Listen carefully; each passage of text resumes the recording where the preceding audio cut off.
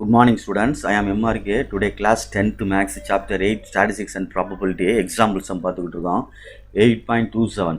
What is the probability of drawing either a king or queen அப்படின்னு கேட்டிருக்கு. ஆறுன்ற வார்த்தை வந்தாலே உன்ட்ட நான் ஏற்கனவே சொல்லிட்டேன். அடிஷன் தியரத்தை தான் அப்ளை பண்ணணும். அடிஷன் தியரத்தை தான் யூஸ் பண்ணணும். அடிஷன் தியரம், கூட்டல் தேற்றம் அப்படின்னு சொல்லுவாங்க. அப்போ ஃபஸ்ட்டு வந்து என்ஆஃப்எஸ் என்ன அப்படின்னா, இது கார்ட்ஸ் சம் சீட்டுக்கட்டு கணக்கு. அப்போ 52 கார்ட்ஸ் இருக்கும் மொத்தமாக. கலர் வைஸாக பிரித்தோம்னா 2 கலரு, ரெட்டு ஒன்று, பிளாக் ஒன்று, 26 26 ரெண்டு தனித்தனியாக பிரித்தோம்னா. டைப் வைஸாக பிரித்தோம்னா 4 டைப்பு. பிளாக்கில் 2 டைப்பு, ரெட்டில் 2 டைப்பு.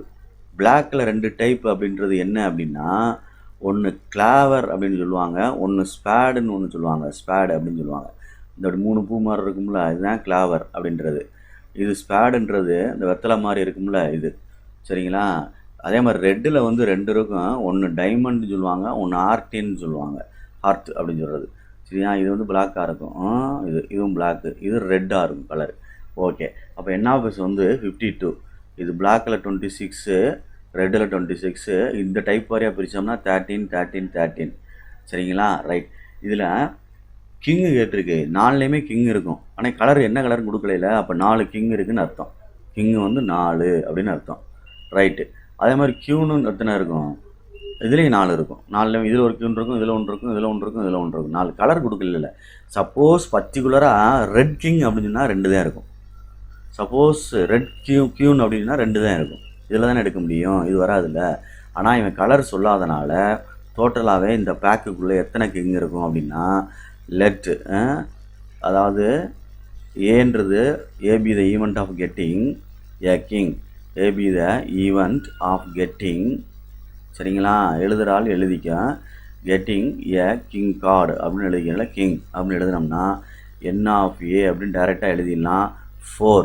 அப்போ P of S equal to N of A by N of S. N of A meaning என்ன இருக்குது? 4 இருக்குது. பை 52. அடிக்கலாம் வேண்டாம், நான் அன்றைக்கே சொல்லிட்டேன் ப்ரீவியஸ் சம்மில். அதனால் அதை அப்படியே மெயின்டைன் பண்ணு. எல்சிஎம் எடுக்க வேண்டியிருக்கும். ரெட்டு second one, let B be the event of getting a queen. B be the event of getting a queen அப்படின்னு எழுதிக்கோ, சரிங்களா? ரைட். அப்போ என் ஆஃப் பி அப்படின்னு சொன்னோம்னா என்ன வந்துடும்? 4. அப்போ பி ஆஃப் பின்னு எழுதினோம்னா N of P by N of S, சரியா சொல்கிறது? N of P by N of S.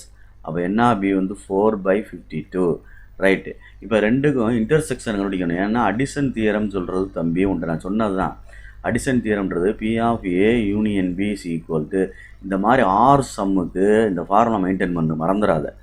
B of A plus P of B, இது ரெண்டும் கண்டுபிடிச்சிட்டேன். இப்போ கண்டுபிடிக்க வேண்டியது P of A intersection B. கண்டுபிடிச்சா தான் அதில் அப்ளை பண்ண முடியும். அப்போ இது ரெண்டுக்கும் வந்து இருக்கு பாரு, இந்த ஏ இந்த இதுக்கும் ஏவுடைய ஈவெண்ட்டுக்கும் இந்த பியுடைய ஈவெண்ட்டுக்கும் இன்டர்செக்ஷன் கண்டுபிடிக்கணும்டா. இது கிங்கு, இது கியூனு, எப்படி உனக்கு மேட்ச் ஆகும்? 2 வேறு வேறு இல்லை. அப்போ A and B are mutually எக்ஸ்க்ளூசிவ்னு இதைத்தான் உன்ட்ட சொன்னேன் நான் அன்றைக்கி டியூஷனில் ஓட. மியூச்சுவலி எக்ஸ்க்ளூசிவ் அப்படின்னு சொல்லுவாங்க. எக்ஸ்க்ளூசிவ் அப்படின்னா ஒன்றுக்கொன்று விலக்கிய சார்பு அப்படின்னு அர்த்தம். அதாவது A intersection B equal to 5 சொல்லுவாங்க. அதாவது எம்டி செட்னு அர்த்தம். N of A intersection B is equal to 0ன்னு அர்த்தம். அப்போ ப்ராபபிலிட்டி கண்டுபிடிச்சாலும் அதுதான் வரும் 0 அப்படின்னு அர்த்தம், சரியா சொல்கிறது? ஒன்றுக்கொன்று விளக்கிய நிகழ்ச்சி அப்படின்னா எக்ஸ்க்ளூசிவ் ஈவெண்ட், அப்படின்னா மியூச்சுவலி எக்ஸ்க்ளூசிவ் ஈவெண்ட் அப்படின்னா ரெண்டுக்குமே இன்டர்செக்ஷன் என்ன செய்ய முடியாது, கண்டுபிடிக்க முடியாது. செட் லாங்குவேஜில் கண்டுபிடிப்பில் இன்டர்செக்ஷன்னா எப்படி காமன், ரெண்டுலேயுமே இருக்கிறது, ரெண்டுலேயுமே இதில் இருக்காதுல்ல, அதனால் 0ன்னு அர்த்தம் எடுத்தாச்சு. இப்போ அப்ளை பண்ணோம்னா 4/52 இதுக்குள்ள ஆன்சர், இதுக்குள்ள ஆன்சர் 4/52, இதுக்குள்ள ஆன்சர் 0.